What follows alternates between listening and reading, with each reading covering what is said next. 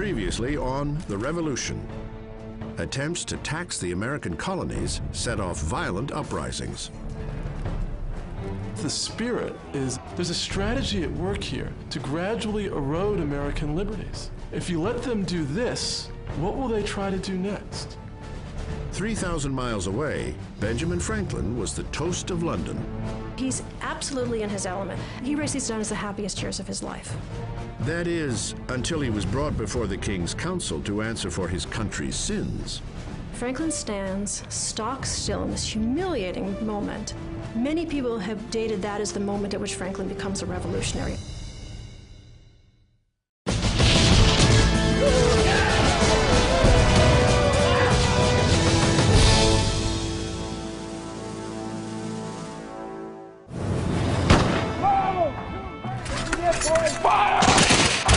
Spring 1775.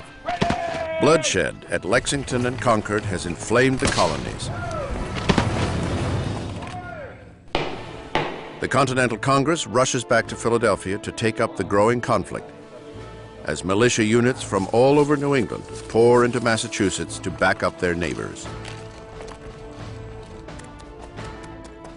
And the militias are certain that they can defeat the British Army because they have this revolutionary fire and spirit. And they argue that one man with that sort of spirit is worth 100 British regulars. One such man who comes to Massachusetts is a fearless officer from Connecticut. His name, Benedict Arnold, a man intent on doing great things in the coming war. Arnold has a bold military plan for the Patriot cause. When Benedict Arnold marched into the New England camp outside Boston right after Lexington and Concord, he was spit and polish. And he made such a physical impression when he sat on a fine horse. He was literally a commanding figure. Men looked up to him. Arnold has come by his regal bearing the hard way. Born into a life of privilege, his alcoholic father squandered the family's fortune, a traumatic turnabout that forced Benedict, at 13, to apprentice with an apothecary.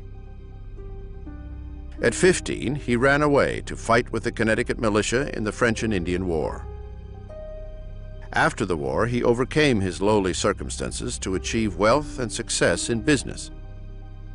But the angry, resentful youth has grown into a bitter and arrogant man whose contempt for British rule has made him a militant patriot. Arnold convinces the Massachusetts Provincial Congress to send him on a mission that will grab personal glory for himself and desperately needed ammunition for the rebels, to capture the guns at Fort Ticonderoga, the massive but loosely guarded British garrison in the upper reaches of New York. Fort Ticonderoga, people referred to it as the Gibraltar of North America. It was, by all standards, the most spectacular fortress in North America.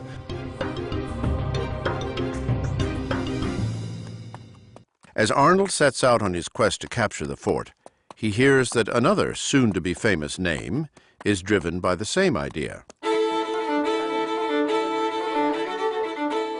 Ethan Allen, a hard-drinking, hard-living frontiersman from Connecticut, couldn't be more different from Benedict Arnold.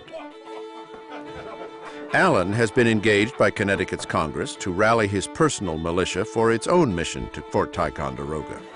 These are the notorious Green Mountain Boys, who have been fighting their own war of independence against New York settlers. Ethan Allen, their colonel commandant, organized about 2,000 armed frontiersmen in what is now Vermont, who for 5 years had been fighting New Yorkers to keep them out of their farms, out of their new territory. And they were willing to fight for their land. And they could move very quickly. The Green Mountain Boys jump at the opportunity to take on the British. Taking separate paths, Allen and Arnold, each with his own orders, head towards Fort Ticonderoga. Arnold is alone, expecting to recruit men along the way. Allen and his men are already preparing the attack. Their paths cross 30 miles from their target.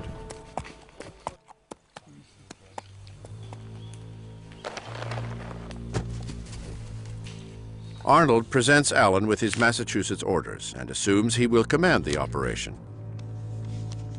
Allen, full of swagger as always, all but laughs in Arnold's face. These really are very vain, egotistical men, two strong personalities, very much interested in the accumulation of individual glory. The Green Mountain Boys were personally loyal to Allen, which Benedict Arnold found out to his chagrin when he arrived and tried to take over the attack on Ticonderoga. And they put down their guns, and they said they were going to march home, that they would only fight for Ethan Allen. Arnold grudgingly agrees to conduct the raid with these men, but finds himself relegated to second in command. It is a humiliating confrontation.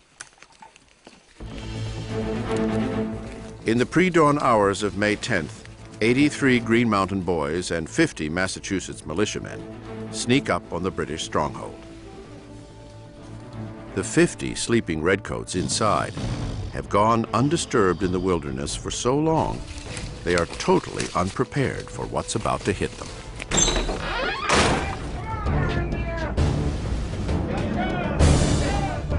It's over in minutes. The British soldiers surrender without a fight. The fort's valuable artillery stores now belong to the rebels. They essentially stole the fort from the British. They were able to essentially walk in a manner of speaking. The British really left the keys in the door to Fort Ticonderoga. What happens next turns Arnold's stomach.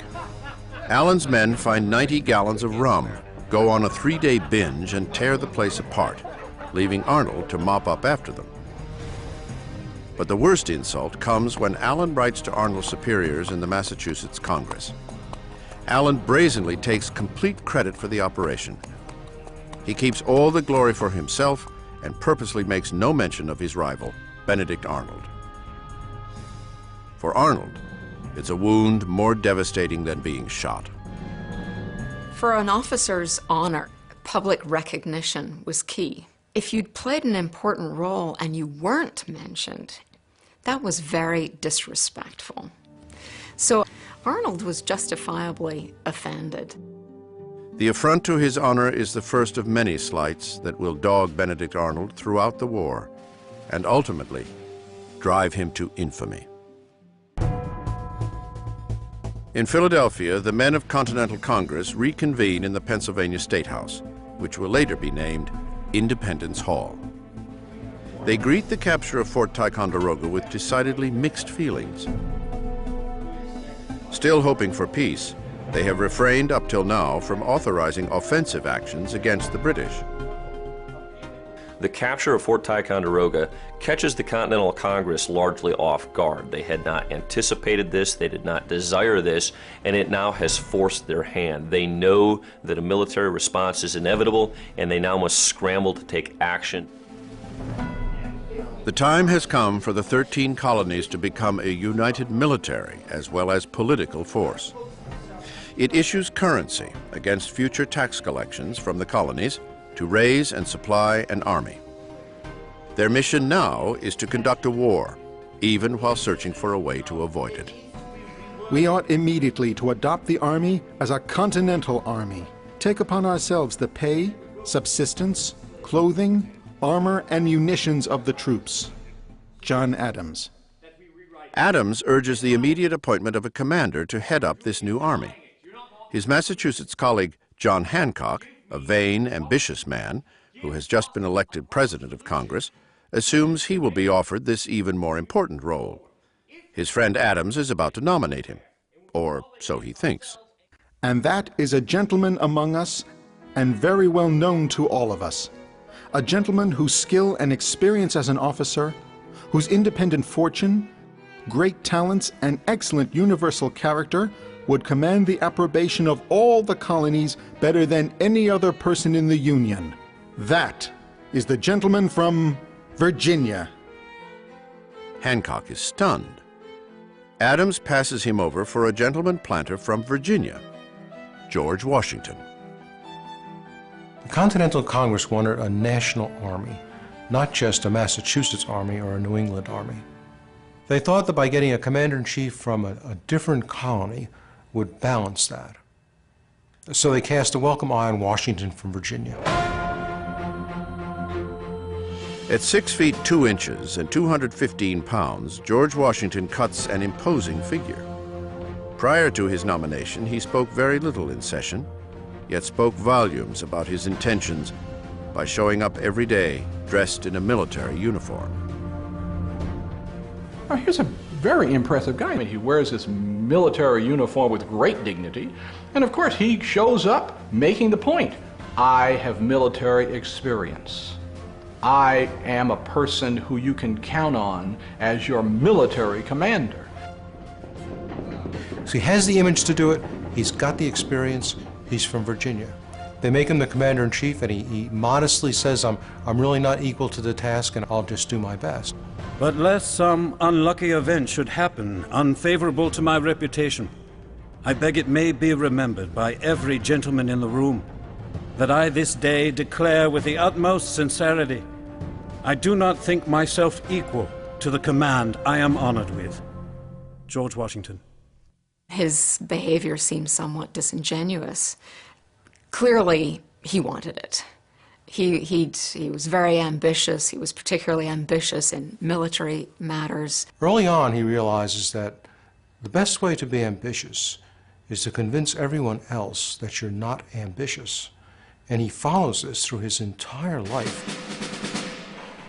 Ambitious, disingenuous, modest. Who is this man, George Washington, the man appointed to construct a new continental army? In 1775, he is hardly a household name. He's one of the wealthiest men in the country. He's in his mid-40s and really should be in retirement at that time. Washington is someone who has nothing to gain from participation in the Revolution and everything to lose.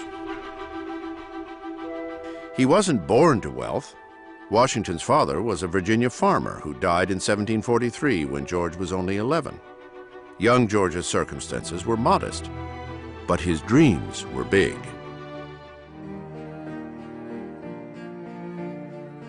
But he envisioned himself dancing at the grand balls in the huge homes of the rich.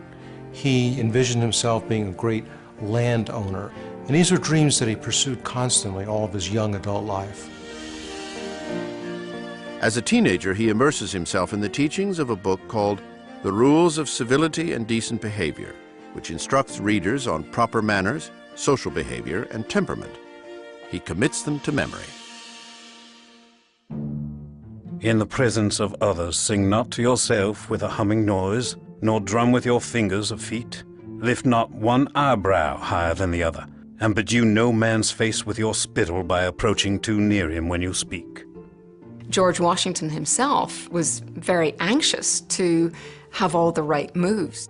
He's as anxious as anyone as a teenager to get them right. At 16, with only an elementary school education, he becomes a surveyor, where he learns how to navigate the wilderness, something that serves him well when he is appointed to the rank of major in the Virginia militia. In 1754, he leads a company of men into a territorial skirmish with French soldiers, where someone in his regiment, perhaps Washington himself, kills a French diplomat. Many believe his poor judgment starts a chain of events that leads to the French and Indian War. Despite his inauspicious start, Washington persists and eventually proves himself to be an exemplary officer.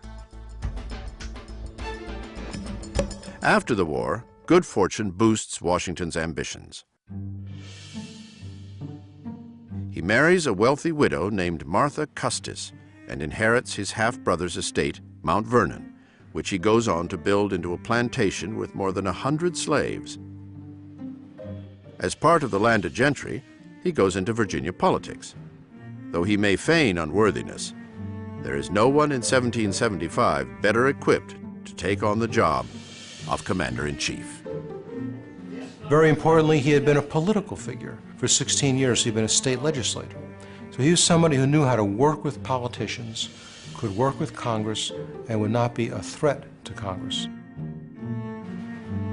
My dearest, it has been determined in Congress that the whole army raised for the defense of the American cause shall be put under my care. Curiously, even when writing to Martha of his appointment, Washington is still pretending he doesn't want the job. You may believe me when I assure you in the most solemn manner that so far from seeking this appointment, I have used every endeavor in my power to avoid it.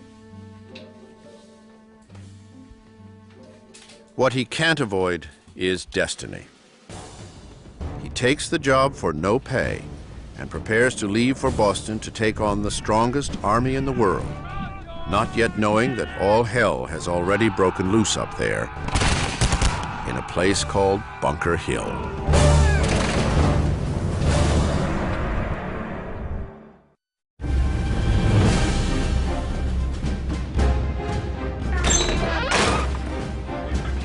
May 1775. The rebels' capture of Fort Ticonderoga turns up the pressure on the already beleaguered British commander Thomas Gage. Back in the French and Indian War, 2,000 British soldiers lost their lives seizing Fort Ticonderoga, and now Gage has lost it to the Americans.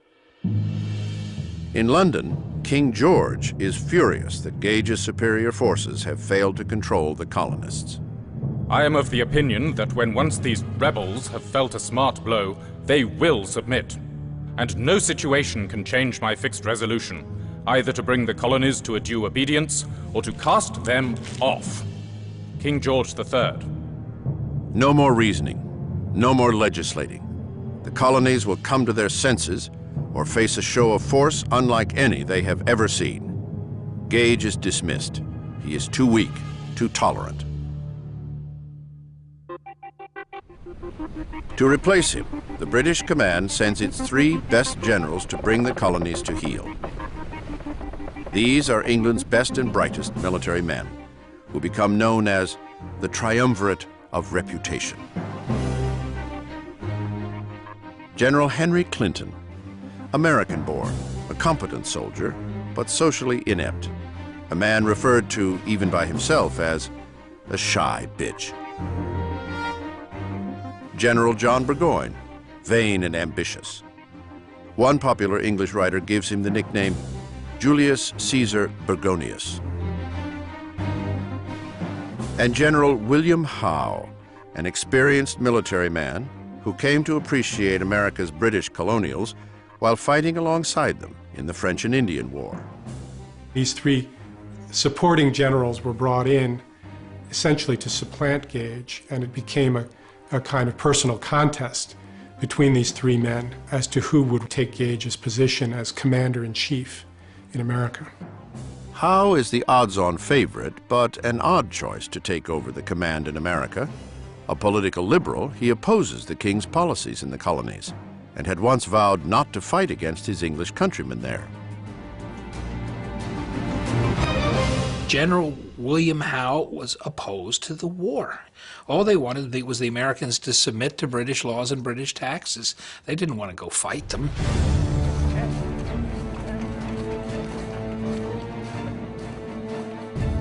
Boston, June 16th.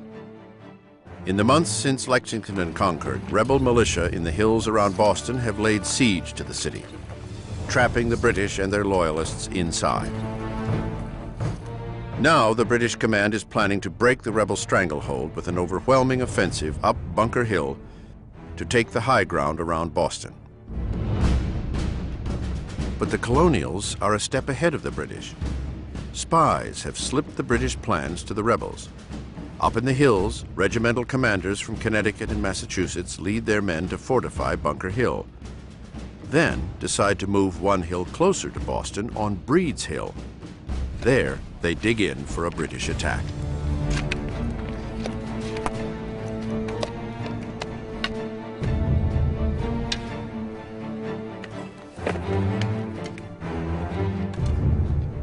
Midnight, June 17th. 1,200 militiamen race the clock to beat the sunrise before it reveals their position to the British below. They must control the high ground before the enemy makes its own move. At daybreak, the sleeping British ships in Boston Harbor spot the militia positions and sound the alarm. All of Boston awakens with a start. The Patriots have beaten the British to the punch. The first full battle of the Revolution is joined. As the Redcoats assemble for battle, ships in the harbor try to pin down the militia with cannon fire.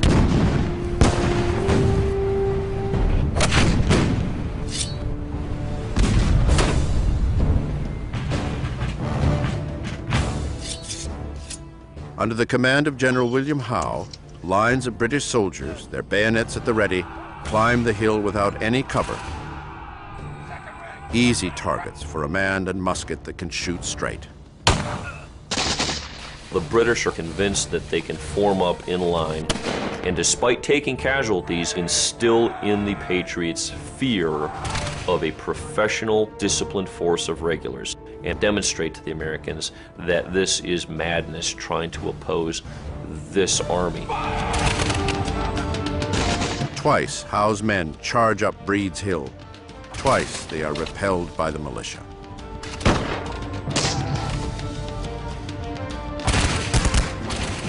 From roofs and hilltops, civilians come out to witness the bloodshed. It is war as spectator sport, but many fear for their loved ones in the fight. The rebel barrage goes on for 3 hours until they run out of ammunition. Despite their advantage, the rebels have no choice but to retreat.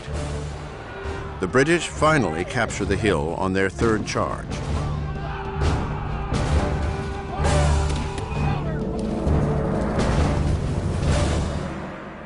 But the ground is strewn with red-coated bodies.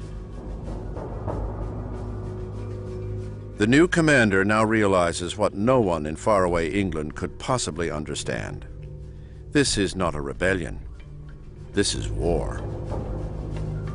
When I look to the consequences of it, in the loss of so many brave officers, I do it with horror.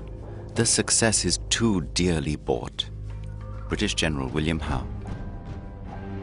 The British pay a horrendous price for their victory at Breed's Hill, which erroneously but permanently becomes known as the Battle of Bunker Hill, after the original target.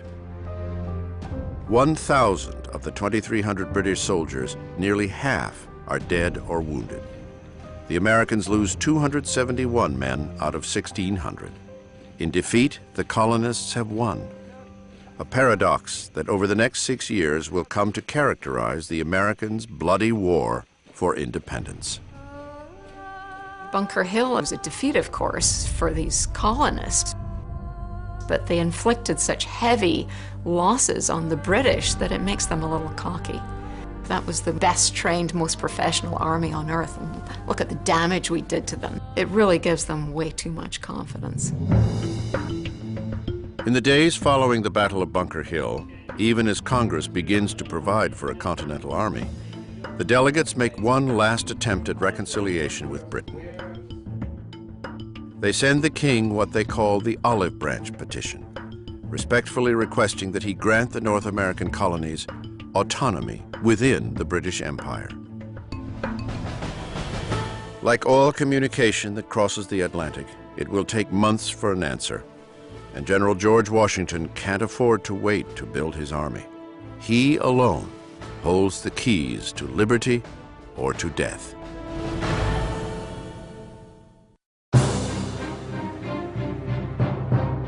June 1775. As word of the valiant defense of Boston's Bunker Hill reaches Philadelphia, General George Washington writes a new will and heads off to meet his destiny. Whatever mortal fears Washington harbors, the people he meets on his way to Boston have no such misgivings about the man charged to defend them. The appointment gives universal satisfaction. I was struck with General Washington.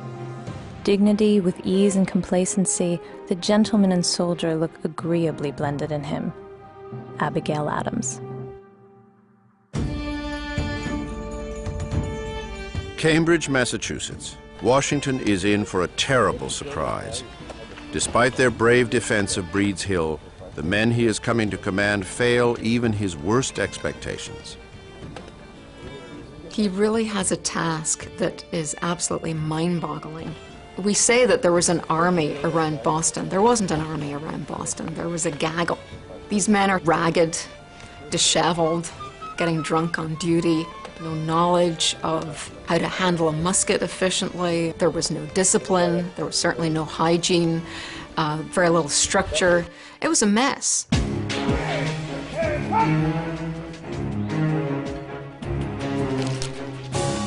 These are Washington's revolutionaries. This is the army he has to defend against the British Empire.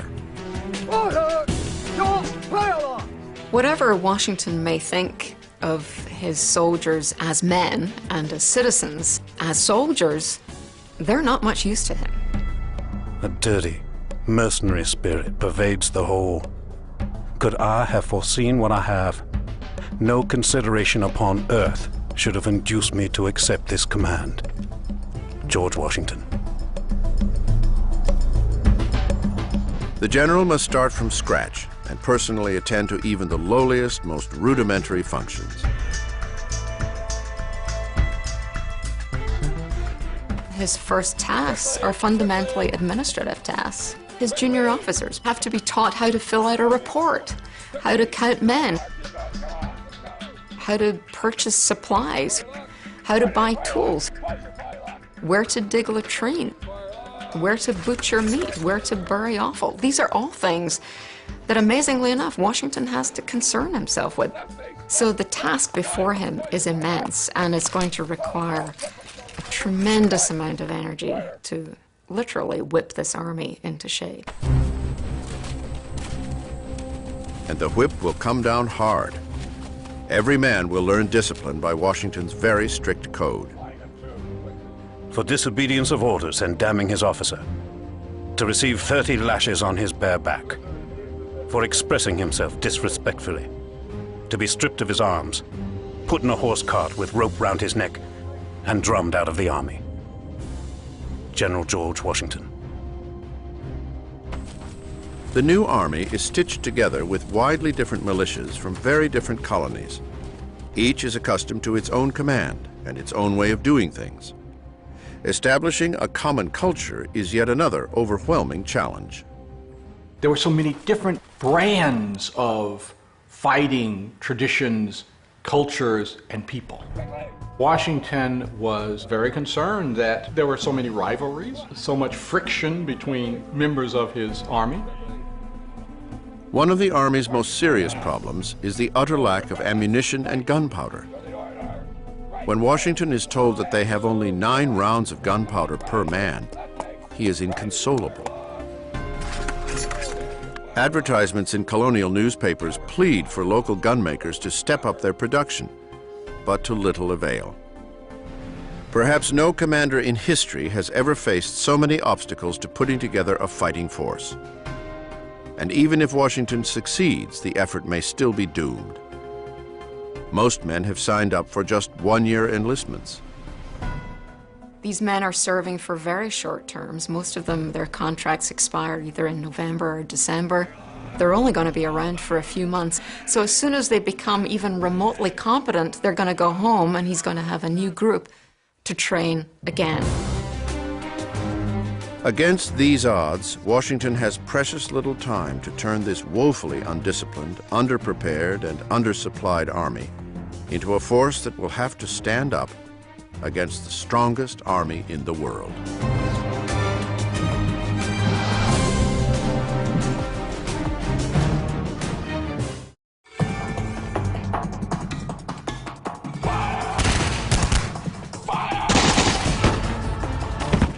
Lexington, Concord, Bunker Hill. All the skill and experience in the world can't help British forces tame the chaos in the colonies. Thomas Gage now has only 7,000 soldiers, surrounded by Washington's 16,000. The loss we have sustained is greater than we can bear. Small armies can't afford such losses. The rebels' number is great, so many hands have been employed. I wish this cursed place was burned. Thomas Gage. October 11th, 1775. Without fanfare and without honors, General Thomas Gage is relieved of his command. Once Britain's most powerful man in America, he returns home alone and disgraced. General William Howe steps into Gage's boots and is already knee-deep in the American quagmire.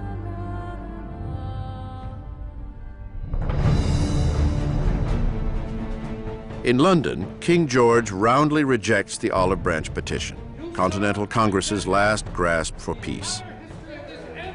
On October 26th, in his annual speech to Parliament, the king throws down the gauntlet. It has now become the part of wisdom to put a speedy end to these disorders by the most decisive exertions. King George III. What the king wants is a military solution to a political problem. But his call for war is anything but unanimous among Britain's people and politicians. But when Parliament votes, war carries the day. The military is ordered to send thousands more troops and a full armada to quell America's escalating revolution.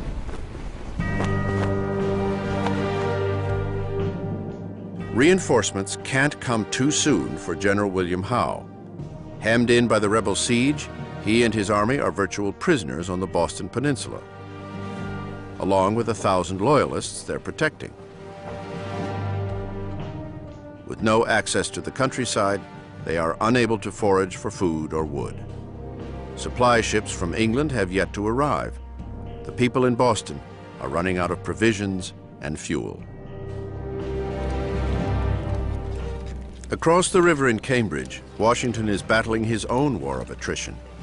With the year about to come to an end, so will many enlistments, and short-timers will soon be leaving in droves. And now, Congress is pushing him to let go of some of his most loyal soldiers, African Americans. From the very beginning, free Northern blacks have been serving well the Patriot cause, with the same concerns as their white compatriots. There was no militia unit that didn't have black men. They were at Bunker Hill, they were at Concord and Lexington and everywhere else. But recruiting black soldiers, that he had trouble with because the Continental Congress had trouble with it. Now that the Army is a continental army, not just a local northern one, armed blacks have created a loaded issue in Congress. Southern states are adamantly opposed to making soldiers out of them.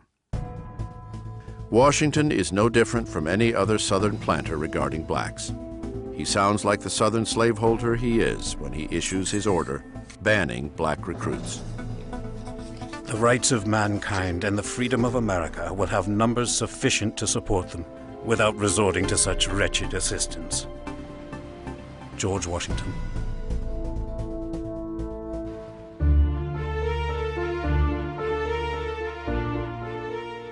The great irony is that the one man closest to the general is a black man, his slave, Billy Lee. For the 7 years since Washington acquired him, Lee has been his master's valet and constant companion. Washington calls him my family. Billy Lee was more than just a slave to George Washington. He was his personal slave. Billy Lee went with him every place. If George Washington was the best horseman in Virginia, Billy Lee was the second best. And he and Washington would horseback ride just about every day. And so the two of them presented quite a picture that was noticed over and over by people at the time who wrote about Washington and his male servant, Billy Lee. You could say that Billy Lee, in fact, was a close friend of George Washington, even though he was a slave. Washington and Congress's decision to reject black soldiers plays perfectly into the enemy's hands.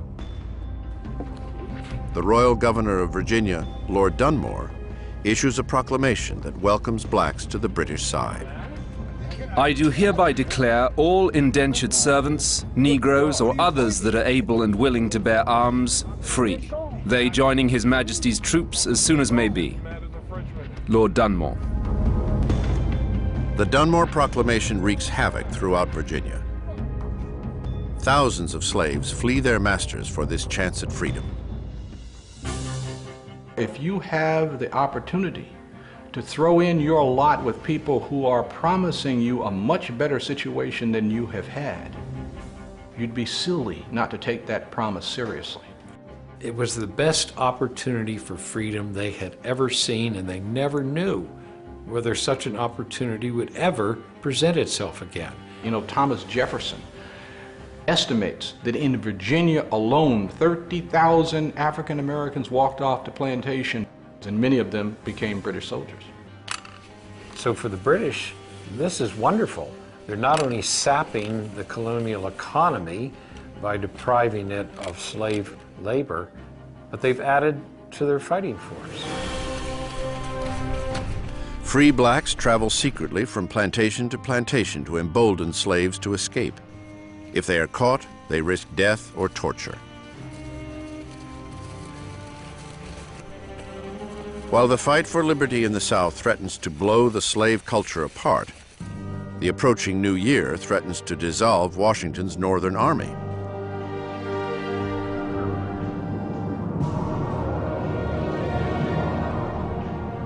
We are now without any money in our treasury, powder in our magazines, arms in our stores, without a brigadier, engineers, expresses. By and by, when we shall be called upon to take the field, we shall not have a tent to lie in. I have often thought how much happier I should have been if, instead of accepting a command under such circumstances, I had taken my musket upon my shoulders and entered the ranks, or had retired to the back country and lived in a wigwam. George Washington.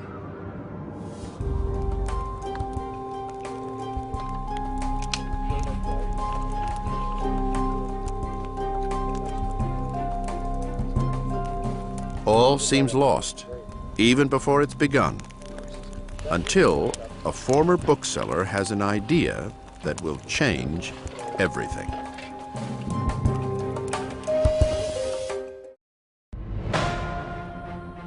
January 1st, 1776. It's a new year for a new army, and General Washington raises a new flag to commemorate it, the Grand Union, with 13 stripes representing both the differences and common cause of the 13 colonies, and with the British Union Jack in the upper left to acknowledge those colonial leaders hoping to salvage a relationship with England. That same day, the colonies get the news of the King's October Proclamation to crush the rebellion by any means necessary. It's a stunning declaration by the King that rouses rebel ire more than ever. But an army needs more than anger to fight a war. With the onset of winter, neither side has the supplies necessary to brave the cold and snow. The British hole up in Boston, waiting for reinforcements and supplies from England, while Washington uses the time to piece together an army short on everything from manpower to gunpowder. But help is on the way. Henry Knox, a 25-year-old colonel and former Boston bookseller, is leading a trek from Cambridge to Fort Ticonderoga on a quest for arms. Knox has taken it upon himself to recover the artillery captured from the British at Fort Ticonderoga. For 2 months, in the cold and wet, he, his men, and teams of oxen haul 120,000 pounds of artillery across 300 miles of muddy woods, frozen rivers, and steep, icy slopes back to headquarters in Cambridge.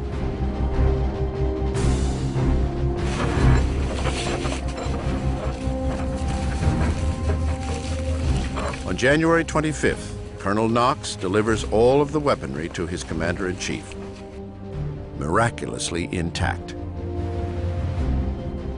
It is the best gift Washington could ever receive. Finally, he has the firepower he so badly needs. Washington also has in Knox a valued new commander in charge of artillery. Knox becomes part of Washington's inner circle of junior officers, whose counsel he values enormously. George Washington always had the ability to listen to many people, particularly younger men, he thinks everybody's view is important, that it's a part of the puzzle, that people know things that he doesn't know, and if he can listen to enough opinions, he'll know as much as they do. A hallmark of good leadership. Right away, Washington's brain trust keeps him from making a fatal mistake. As the spring thaw approaches, Washington wants to send waves of foot soldiers down into Boston in a full frontal attack. But his officers overrule him. The British are too well fortified, and the Continentals are still short of gunpowder. They do, however, have Knox's artillery. They decide to take the highest ground, Dorchester Heights, and bombard the city. March 2nd. After months of waiting, Washington and his men are more than eager to move.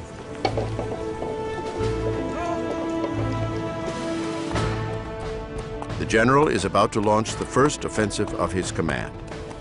He sends a stern warning to his troops. Our posterity depends upon the vigor of our exertions. If any man in action shall presume to skulk, hide himself, or retreat from the enemy without the orders of his commanding officer, he will be instantly shot down as an example of cowardice. General Washington. The night of March 4th. Surprise will be the key. From 3 points outside the city, Cobble Hill, Lechmere, and Roxbury, the Army rains light cannon fire down on Boston. A decoy to misdirect the British, while the rest of the Army hauls Knox's artillery over to Dorchester Heights. Through the night, Washington's men build fortifications and drag cannon up the steep, frozen slope. By morning, everything is in place. Daybreak, March 5th. On the 6th anniversary of the Boston Massacre, the British awake to the sight of 20 cannon pointed down on their ships in the harbor. "My God," a shocked Howe exclaims, "these fellows have done more work in one night than I could make my army do in 3 months." It's not until after they see Ticonderoga's guns on Dorchester Heights that they realize they got to get the heck out of there. The Continentals don't even need to fire a shot. Howe issues a futile order for his ship's cannon to fire on the Continental position, but Washington's guns sit just out of range. Luckily for Howe, his ships are also out of Washington's range. Howe and his army prepare to abandon the city and take thousands of Loyalist citizens with them. One Loyalist would later write, "The necessary care of the women, sick and wounded, required every assistance that could be given. It was not like the breaking up of a camp, where every man knows his duty. It was like departing your country, with your wives, your servants, your household furniture, and all your encumbrances." Over the next 2 weeks, the Continentals watch from above as all of Boston scrambles to evacuate, taking everything with them that isn't nailed down. It is a bitter exile for the Loyalists, many of whose families had lived in Boston for generations. By March 17th, they are all gone. 120 ships carry 9,000 redcoats, 2,000 Loyalists, and as many of the city's usable goods as possible, out to an unknown fate. The Patriots return to the city, the beloved birthplace of the rebellion, and Washington enjoys the first victory of his command. But it will be his last for the rest of a grueling and humiliating year. 1776 will see 33,000 British troops, the largest contingent ever sent overseas, head for America to grind the revolution into dust.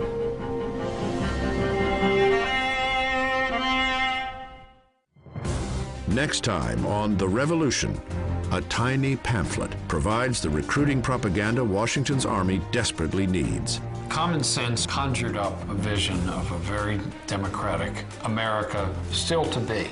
And Continental Congress drafts a stunning declaration. Jefferson wasn't writing anything that was revolutionary in the eyes of his own people, only in the rest of the world. All of our founding fathers, they think they're going to hang. They are outlaws.